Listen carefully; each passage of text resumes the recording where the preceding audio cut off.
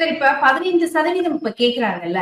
இப்ப ஏற்கனவே 10.5% கேட்டுட்டு இருந்தாங்க. இன்னொரு பக்கம் நீங்க இதுக்கு தரவுகளே எடுக்கலாம்.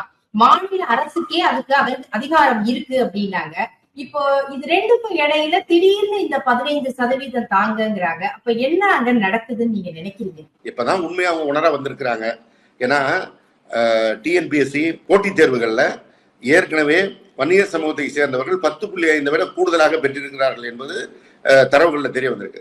அதே போல மருத்துவக் கல்லூரி, பொறியியல் கல்லூரி இந்த அட்மிஷன்லாம் ஏற்கனவே வன்னியர் சமூகத்து மாணவர்கள் 15% மேலவே பெற்றுக்கொண்டிருக்கிறாங்க. எனவே இவங்க கேட்கிற 10.5 வாங்கினா அது குறைஞ்சிரும். அது முன்னாடி சொல்லாம இவங்க மறைச்சு வச்சுட்டு இருந்தாங்க. சட்டமன்றத்தில் நான் பதிவு செய்து தொடர்ந்து நான் வெளிப்படையாக வைத்துக் கொண்டிருக்கின்ற பிறகு இப்ப அதை உணர்ந்து 15 வந்துட்டாங்க போல இருக்கு. இது ஒரு நெருக்கடி எதுவும் கொடுக்குமா திமுகவுக்கு?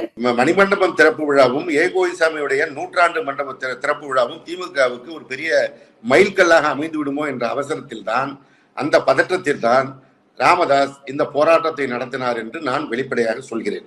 இன்னொன்னு, இந்த 20ல 15 பேர் கேட்கிறாங்கன்னா மீதி 5 அந்த 20 மிக பிற்படுத்தப்பட்ட ஒரு சமூகத்தில் அந்த தொகுப்புல இருக்கிறவங்க இந்த 15க்கு அவங்க ஒத்துப்பாங்களா? அந்த பிரச்சனை இருக்கு.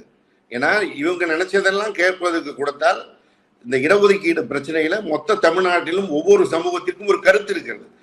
மறைந்த எம்ஜிஆர் அவர்கள் இந்த இடஒதுக்கீடு பிரச்சனைக்காக ஒரு அனைத்து தலைவர்களையும் கூட்டுறன்னு சொல்லி கூட்டி எல்லோருட்டும் உங்களுக்கு எவ்வளவு வேணும்னு கேட்டப்ப அதெல்லாம் மொத்தமா கூட்டி பார்த்தா 200% இடஒதுக்கீடு கொடுக்க வேண்டிய சூழல் வந்தது. இப்படி ஒவ்வொருத்தரும் ஒன்ன கிளைம் பண்ணுவாங்க. அந்த கிளைம் எல்லாம் உண்மையாக்கணும்னா சாதிவாரி கணக்கெடுப்பும் மக்கள் தொகை கணக்கெடுப்பும் முடிந்தால்தான் அதுல ஒரு தெளிவு கிடைக்கும். எனவே அந்த முடிவு ஒன்றிய அரசின் கையில் இருக்கிறது. எனவே இவர்கள் போராடுவதென்றால் முதலில் ஒன்றிய அரசை எதிர்த்து போராடட்டும். அதை விடுத்துவிட்டு இங்க இருக்கிற மக்களை சட்டமன்ற தேர்தலுக்கு திமுகவுக்கு எதிர்ப்பாக திருப்பி விடலாம் என்ற எண்ணத்தில் இதை செய்தால் அவர்கள் எண்ணத்தில் மண் விழும் என்பதுதான் உண்மை.